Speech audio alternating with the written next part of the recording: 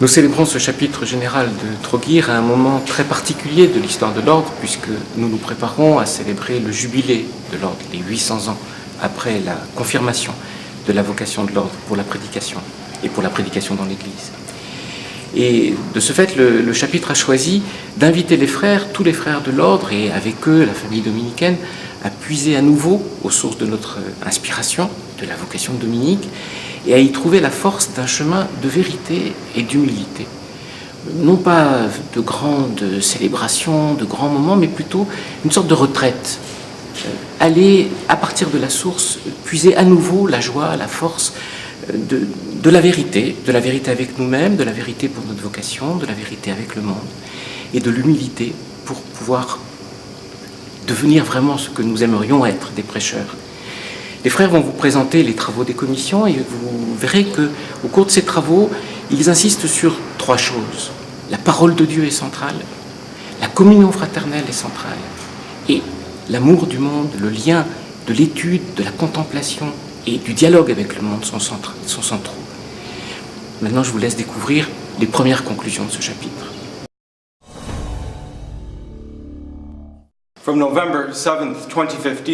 7 novembre 2015 au 27 janvier 2017, l'ordre dominicain célébrera une année jubilaire, marquant le 800e anniversaire de la confirmation de l'ordre par le pape Honorius III. Le jubilé est, pour la famille dominicaine, une occasion de s'enraciner de nouveau dans son histoire, de se rappeler les origines, alors que Dominique rassemblait les frères seulement pour les envoyer à travers le monde et les disperser dans les différentes universités. C'est donc une opportunité pour nous de nous rappeler ce que cela signifie d'être envoyé prêcher l'Évangile aujourd'hui, par des chemins toujours nouveaux, de manière créative et imaginative. C'est pourquoi nous avons adopté le thème « Envoyé pour prêcher l'Évangile ».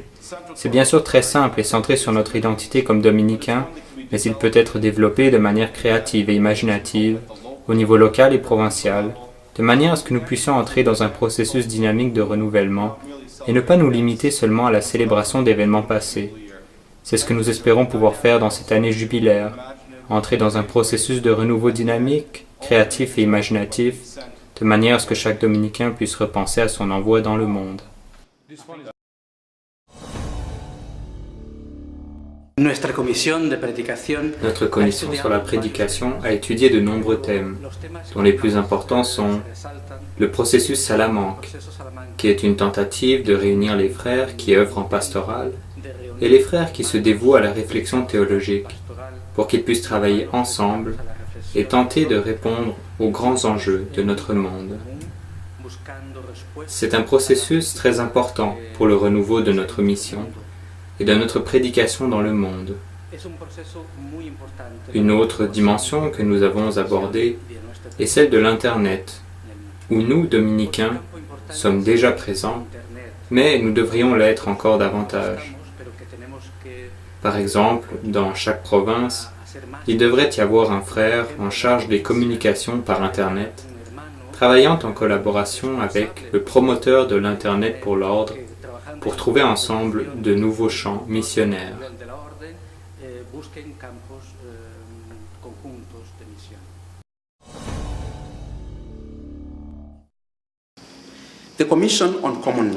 La commission sur la vie commune, qui a pour thème la suite du Christ, a réfléchi sur bien des choses en lien avec le renouveau de la vie commune. Nous nous sommes demandé comment renouveler la vie commune de l'intérieur, en partageant la parole de Dieu qui est au milieu de nous, en partageant aussi nos ministères, pour éviter que ceux-ci ne deviennent des entreprises individuelles. Une autre décision à laquelle nous sommes arrivés porte sur la manière de prendre soin de nos frères plus vulnérables, des frères malades, de ceux qui sont plus âgés et de ceux qui ont des besoins particuliers. C'est pourquoi nous demandons aux provinces de formuler des mesures pour s'occuper de cela.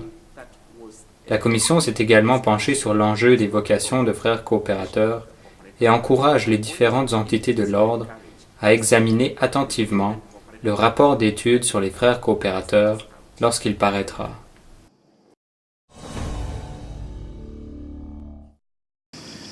Au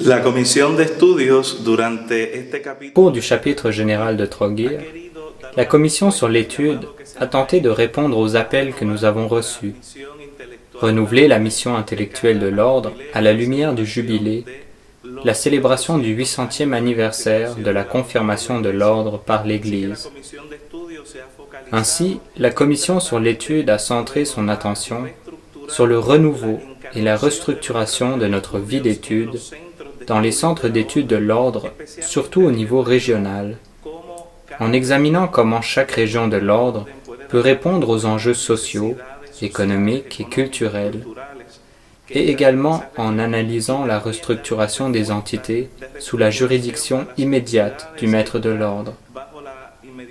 En tout cela, nous cherchons à être fidèles à l'appel de Dominique, à prêcher la vérité par l'étude et l'enseignement.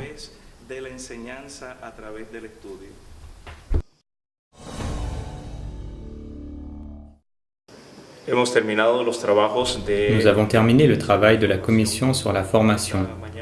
Ce matin, les membres du chapitre ont décidé de demander au maître de l'ordre de nommer un de ses sociés pour l'aider avec ce qui concerne la formation des frères. Ce sera une grande aide pour le maître, car il y a beaucoup de travail en la matière. Il y a aussi eu une discussion aboutissant à la réalisation que l'ordre entier est en formation permanente. Il y a eu une référence spéciale aux frères plus âgés qui ont également besoin de formation pour apprendre à mieux vivre cette étape de leur vie en continuant à être témoins de l'Évangile. Nous avons aussi abordé la formation des formateurs, qui est vraiment nécessaire. Cela a été discuté et il a été décidé que les formateurs doivent être adéquatement formés pour qu'ils soient suffisamment qualifiés pour leur travail. Nous avons aussi parlé du frère coopérateur. La vocation de frère coopérateur a été présentée comme une vocation renouvelée, qui a besoin de promotion, d'autant plus que c'est une vocation essentielle.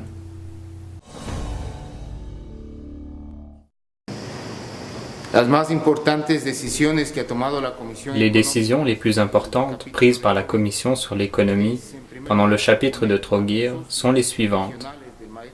Premièrement, proposer aux sociés régionaux du maître de l'ordre d'organiser des rencontres pour les syndics des différentes régions. Nous croyons que ces rencontres constituent un espace d'apprentissage, d'entraînement et de partage des connaissances avec les autres syndics des différentes régions. Nous proposons aussi que les frères étudiants aient une formation en finance et comptabilité. Cependant, cette proposition n'est pas, contrairement à d'autres chapitres, sous la forme d'ordination. Maintenant, nous demandons au maître de l'ordre que cette formation en finance et comptabilité soit inclue dans la ratio formationis generalis comme partie intégrante de la formation théorique et pratique des frères étudiants.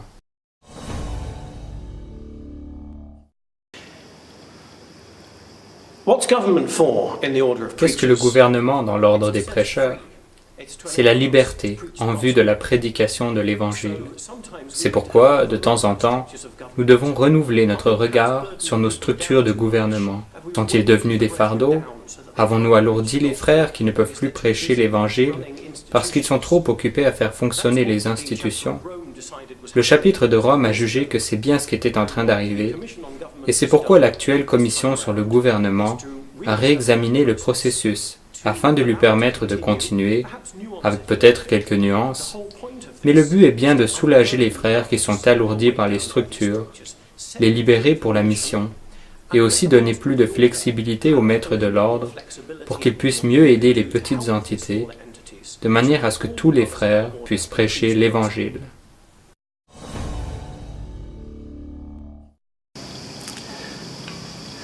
Nos constitutions veulent donner un cadre à la vie concrète des frères, de sorte qu'ils savent bien ce qu'est une communauté, ce qu'ils doivent faire, ce qu'ils doivent réaliser, c'est comment il faut construire, il faut organiser la formation, il faut organiser même les finances, il faut être bien organisé.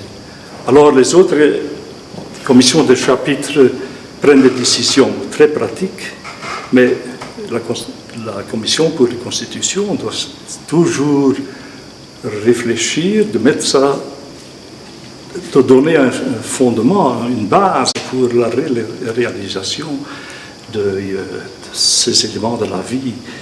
Et c'est pourquoi que la législation gallo-dominicaine est très souple, mais elle doit être faite chaque chapitre. Voilà donc la conclusion d'un chapitre, ça n'est pas d'avoir fait de grands discours sur le monde, ni même sur ce que nous sommes, c'est simplement de se réapproprier ce qui nous caractérise, ce qui peut être notre identité. Nous sommes envoyés pour prêcher l'Évangile. Pour prêcher l'Évangile, c'est-à-dire pour que l'Évangile puisse dialoguer toujours plus avec le monde et que nous-mêmes, nous soyons comme effacés pour laisser la place à ce dialogue entre l'Évangile et le monde. Pour ça, il faut de la liberté. Et la liberté est indispensable pour que nous soyons créatifs, imaginatifs et que nous laissions l'Évangile inscrire en nous, dans nos communautés, dans nos provinces, inscrire les mots qui peuvent être reçus, être intéressants pour le monde d'aujourd'hui. Pour cela, vous l'aurez compris, le chapitre invite vraiment à consolider ce qui est essentiel pour nous, pour notre mission. Notre mission, c'est la contemplation de la parole. À partir de la contemplation de la parole, c'est la contemplation dans l'étude. Mais en même temps, c'est la contemplation dans le dialogue avec le monde. Autrement dit, par la parole, par l'étude, par le dialogue avec le monde, c'est contempler la présence de la grâce. Et au moment du jubilé, que faire de plus que de demander à Dieu qu'il nous fasse la grâce d'être prêcheurs de sa grâce.